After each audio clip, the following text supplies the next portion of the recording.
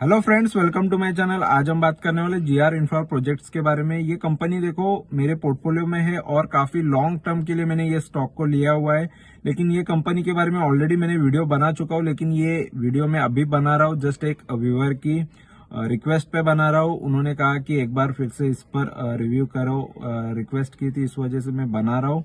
तो उनकी रिक्वेस्ट पे ये दोबारा मैं वीडियो बना रहा हूँ। तो यहाँ पर ये कंपनी देखो मैंने लॉन्ग टर्म के लिए लिया है, यानी मैंने इसको कभी ना बेचने के लिए लिया है। तो इसका मतलब है कि कुछ ना कुछ ये कंपनी में ऑलरेडी मैंने देखा हुआ है।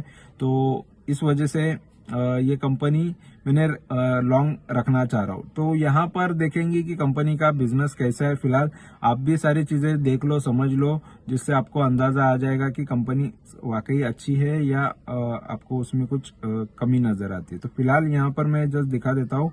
तो ये जो कंपनी है जीआर इंफ्रा प्रोजेक्ट, देखो मुझे एक इंफ्रास्ट्रक्चर के अंदर की कंपनी चाहिए थी जो लॉन्ग टर्म के लिए रखना है। तो उनमें से मैंने इसको चूज किया था कि जिसके बड़े बड़े कॉन्ट्रैक्ट्स उसको मिलते हो और इंफ्रास्ट्रक्चर के अंदर वो उसका काफी अच्छा योगदान हो, या वो इंफ्रास्ट्रक्चर के रिलेटेड काफी वो बड़ी हो गई हो, या उसके पास कॉन्ट्रैक्ट अच्छे हो, या उसने काम अच्छा किया हो। तो यहाँ पर देख सकते हो कि ये जो कंपनी है, यहाँ पर आप देख सकते हो कि इसका वेबसाइट है और वेबसाइट पे इनके काम देख सकते हो, इन्होंने कौन से काम किए हैं, किस टाइप के इनके डेवलपमेंट है। तो काफी अच्छा मुझे यहाँ पर नजर आ रहा है फिलहाल तो। ठीक है, बिल्डिंग्स है और यहाँ पर ये देख सकते हो टेक्नोलॉजी, और ये रोड्स है। ठीक है, तो काफी अच्छे यहाँ पर हाईवेज है। ठीक है, तो ये सारी चीजें हैं और यहाँ पर टनल्स है। तो देख सकते हो ये रेलवेज के लिए। तो यहाँ पर इन्होंने क्या क्या किया है, यहाँ पर इनके बारे में थोड़ी डिटेल भी अगर आप खुद भी पढ़ लेते हो तो भी आपको ये चीजें कॉन्फिडेंस आ जाता है। तो यहाँ पर देख सकते हो ये कंपनी फास्टेस्ट ग्रोइंग कंपनी है ऑर्गेनाइजेशन के अंदर। और ये यहाँ पर देख सकते हो ये इसको 25 साल से भी ज्यादा हो गए, 25 साल की इसकी लेगेसी है, 16,500 इसके पास एम्प्लॉयज है।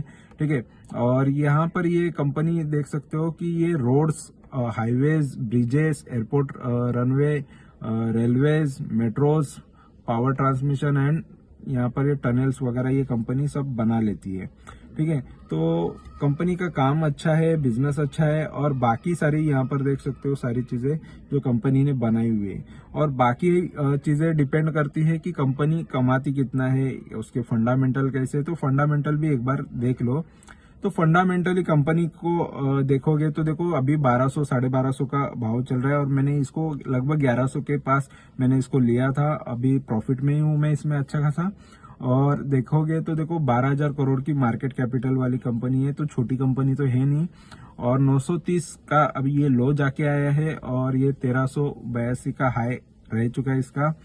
पी काफी अच्छा है, वैल्यूएशन, ये चीज मुझे काफी अच्छी लगी कि इसका पी अच्छा है, अभी भी वैल्यूएशन काफी सस्ता है, अभी भी सस्ते भाव पे ये मिल रहा है। ये भाव सस्ता नहीं होता, ये भाव सस्ता होना चाहिए। पी अच्छा हो तो प्राइस टू अर्निंग ये चीज अच्छी हो तो मुझे लगता है कि वैल्यूएशन वो सही होता है। और आरओसी आरओई ये भी चीज मुझे अच्छी लगती है कि कोई भी अच्छी कंपनी इसके अंदर ये चीज भी अच्छी होनी चाहिए। ये देखो आरओसी आरओई भी ये 20% के ऊपर है, यानी रिटर्न्स अच्छे जनरेट कर लेती है कंपनी इसके कैपिटल के ऊपर। बुक वैल्यू भी ठीक ठाक है। और फिलहाल करंट के प्राइस के हिसाब से डिविडेंड नहीं देती है। डिविडेंड कोई बड़ी बात नहीं होती है, डिविडेंड 1% 2% लेने से अच्छा आप रिटर्न्स 20-25%, 30% लो तो वही अच्छी बात हो जाती है। 5 रुपए का फेस वैल्यू है इसका और 1995 से ये कंपनी है फिलहाल, तो देख सकते हो। और अगर हम एक साल के इसके चार्ट देखते हैं तो देखो एक साल में यहाँ पर 900 के भी भाव पे मिल रहा था। ठीक है, लेकिन मेरी जब नजर पड़ी तब मैंने बाय कर लिया, जब मैं अच्छा स्टॉक देख रहा था कि इंफ्रास्ट्रक्चर के लिए कौन सा स्टॉक लूं, तो उनमें इसको मैंने सेलेक्ट किया। और यहाँ पर देखेंगे तो ये थोड़ा भी गिरावट में भी आया था, वहां पर कुछ कमेंट भी आ रहे थे लोगों की कि ये गिर क्यों रहा है, क्या प्रॉब्लम है। देखो कंपनी अच्छी हो और मार्केट ऑलरेडी काफी टाइम से गिर भी रहा था, करेक्शन आ गया था, लेकिन फिर से थोड़ा रिवर्स हुआ तो देखो अच्छे शेयर्स होते हो फिर से उनके भाव पे आ जाते हैं या उससे भी अच्छा ज्यादा ऊपर आ जाते हैं। ठीक है, और अगर हम देखते हैं तो यहाँ पर देखेंगे तो देखो ये जो 3 साल में 2,000 के ऊपर था ये इसका भाव, और 2,000 से ये काफी गिर गया है। तो फ्यूचर में ये 2,000 का भी भाव देखने मिलेगा क्योंकि वहां से ये गिरा हुआ है। ठीक है, और 5 साल की बात करते हैं तो देखो 5 साल पहले यहाँ पर ये कंपनी को 5 साल में देखेंगे तो 5 साल पूरे कंप्लीट नहीं हुए हैं। तो यानी ये नई भी कंपनीज को इन्वेस्ट करना काफी अच्छा होता है। तो कंपनी को कंप्लीट 5 साल नहीं है। यहाँ पर देख सकते हो 2021 से कंपनी है। तो नई कंपनी में इन्वेस्ट करने का फायदा ये हो जाता है कि आईपीओ के थ्रू आई हुई कंपनी होती है, वो टाइम पे अगर आपको नहीं मिलता है, थोड़ा करेक्शन आ जाता है, वहां से करेक्शन आने के बाद आप अगर खरीद लेते हो, फिर उसके बाद फिर से आपको अच्छे रिटर्न मिलना चालू हो जाते हैं। ठीक है, तो ये कंपनी नई भी थी, इस वजह से भी मैंने लिया था। और यहाँ पर पॉजिटिव नेगेटिव चीजें देखनी है तो यहाँ पर देखेंगे, देखो इसमें पॉजिटिव है इसका प्रॉफिट का CAGR और ROC ये जो भी है तो काफी अच्छे है। और नेगेटिव चीजों में देखा जाए तो ये कंपनी प्रॉफिट कर रही है लेकिन डिविडेंड नहीं दे रही है। तो डिविडेंड नहीं देती तो इतना बड़ा कोई नेगेटिव पॉइंट नहीं होता ये।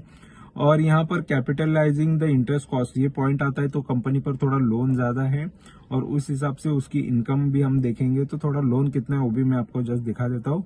और पीयर कंपैरिजन की बात करते हैं तो देखो ये IRB इंफ्रा सबसे टॉप पे है ये सेक्टर के अंदर फिलहाल तो। और भाव देखो काफी सस्ता है, और लेकिन मार्केट कैपिटल उसका ज्यादा है IRB इंफ्रा का। और इरकॉन है और ये भी ज्यादा है। फिर GR ये थर्ड पे है, तो थर्ड लार्जेस्ट कंपनी है, तो ये भी अच्छी बात है। ठीक है, और उसके बाद ये बाकी सारी कंपनीज आती है। ठीक है, तो और अगर हम देखते हैं क्वार्टरली रिजल्ट्स, तो क्वार्टरली रिजल्ट्स में आपको नजर आएगा कंपनी का यहाँ पर सेल्स जो है 2020 में सेल जो था यहाँ पर नजर आएगा, देखो 2400 यानी 2474 करोड़ का सेल कर रही थी 2020 के अंदर। अभी देख लो दिसंबर 2023 में 2134 करोड़ का कर रही है, यानी थोड़ा सा सेल्स थोड़े गिरे हैं अभी तक क्वार्टरली बेस पे देखा जाए तो। और प्रॉफिट देखेंगे तो नेट प्रॉफिट की बात करते तो देखो 423 करोड़ का कंपनी नेट प्रॉफिट कर रही थी 2020 में, और अभी कर रही है 243 करोड़ का, यानी प्रॉफिट में भी गिरावट, जैसे सेल्स थोड़े गिरे वैसे प्रॉफिट भी थोड़ा गिर गया है क्वार्टरली बेस पे।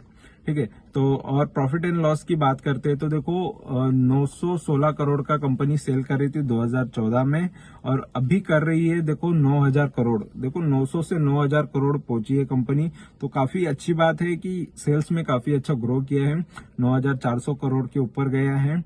नेट प्रॉफिट देखेंगे 35 करोड़ से कंपनी 1400 करोड़ तक, कंपनी 1450 करोड़। ठीक है, तो काफी बड़ी कंपनी हो गई है, प्रॉफिट अच्छा कर रही है, सेल्स अच्छा कर रही है, तो ये चीज काफी अच्छी मुझे ये कंपनी में नजर आई है। ठीक है, तो क्वार्टरली से बेटर आपको इसकी ईयरली रिजल्ट्स काफी अच्छे नजर आएंगे। और अगर हम देखते हैं एक साल के अंदर इसने रिटर्न देखो 20% तो दिया है, और फिलहाल इसके पहले के रिटर्न्स नहीं नजर आएंगे क्योंकि कंप्लीट कंपनी को उतने साल हुए नहीं है।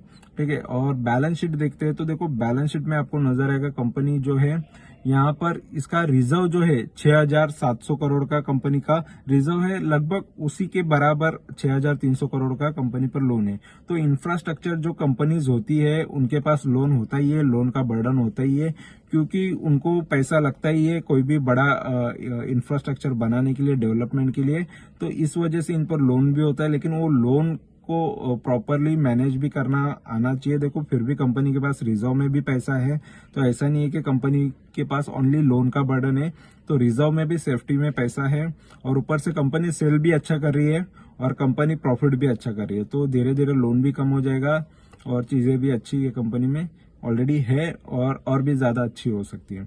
तो फिलहाल मुझे बाकी अभी जो सिनारी हो, अभी जो फंडामेंटल्स है, इस वजह से कंपनी काफी अच्छी नजर आ रही है, यहाँ पर मुझे ज्यादा कोई खराबी नहीं नजर आ रही है। ठीक है, और इन्वेस्टमेंट किसका किसका है यहाँ पर मैं जस्ट दिखा देता हूँ। देखो शेयर होल्डिंग पैटर्न भी इंपॉर्टेंट होता है कि शेयर होल्डिंग में सबसे ज्यादा देखो मेजोरिटी शेयर प्रोमोटर का है, प्रोमोटर ने खुद के पास सबसे ज्यादा शेयर रखे हैं लगभग 79, और ये आगे जाके कम भी करना होगा, थोड़े बहुत कम कर देगी, लगभग 75 लेके आएगी या 70 लेके आएगी या 65 तक भी लेके आ सकती है। बाकी के मार्केट में लाने पड़ेंगे शेयर्स।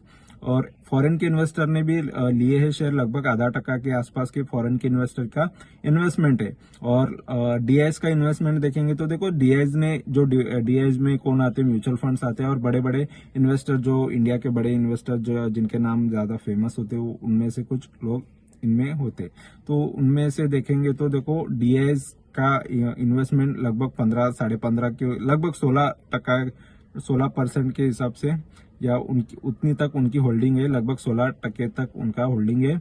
और यहाँ पर देखेंगे पब्लिक काफी कम है, लगभग 4% से भी कम है, 4% से भी कम यहाँ पर पब्लिक का इन्वेस्टमेंट है। तो पब्लिक यहाँ पर काफी कम है। बाकी जो बड़े लोग हैं, बड़े इन्वेस्टर्स है, उनका ज्यादा है। पब्लिक के पास इतना पैसा नहीं होता, लेकिन बड़े म्यूचुअल फंड है उनका ज्यादा पैसा लगा है।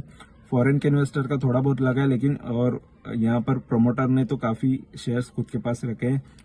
तो कंपनी नहीं थी इस वजह से, और धीरे धीरे कंपनी मार्केट में और भी इसके खुद के शेयर जो बेचेगी, तो या फिर वहां से बेचने के बाद यहाँ पर बाकी लोगों के पास भी आ जाएंगे। तो फिलहाल कंपनी का फंडामेंटल सही है, बाकी सारी चीजें सही है, बिजनेस सही है। तो मुझे कंपनी इसी वजह से मैंने लॉन्ग के लिए लिया है। फ्यूचर में देखो कुछ भी हो सकता है, ऐसा मैं नहीं कहूंगा कि ये कंपनी कभी डूबेगी नहीं, कुछ नहीं होगा। तो फ्यूचर में कुछ भी हो जाता है, बड़ा कुछ कांड हो जाता है, मैनेजमेंट में कुछ गड़बड़ी हो जाती है, जिसकी वजह से कंपनी देखो बड़े बड़े एक टाइम पे DHFL थी या बाकी कोई कंपनीज जो HDIL है, तो ऐसी बहुत सारी कंपनीज जो है एक टाइम पे काफी अच्छी हुआ करती थी, लेकिन एक टाइम आता है और उसके बाद कंपनी डूब जाती है। जैसे यस बैंक भी है, जेट एयरवेज है, तो कुछ ना कुछ उसमें प्रॉफिट इश्यू हो जाते हैं, सेल्स के इश्यू हो जाते हैं, या कुछ गड़बड़ी हो जाती है। PNB जैसी बैंक है, तो कुछ ना कुछ मैनेजमेंट में गड़बड़ी हो जाती है, कहीं पर फ्रॉड हो जाता है, कुछ भी हो जाता है। तो जिसके वजह से कंपनियां फिर से काफी नीचे आ जाती है। तो ये रिस्क हमेशा शेयर मार्केट में बना रहेगा। कोई भी कंपनी पे आप कंप्लीटली 100% ट्रस्ट करके नहीं चल सकते, आपको फंडामेंटल्स देखते रहने पड़ेंगे।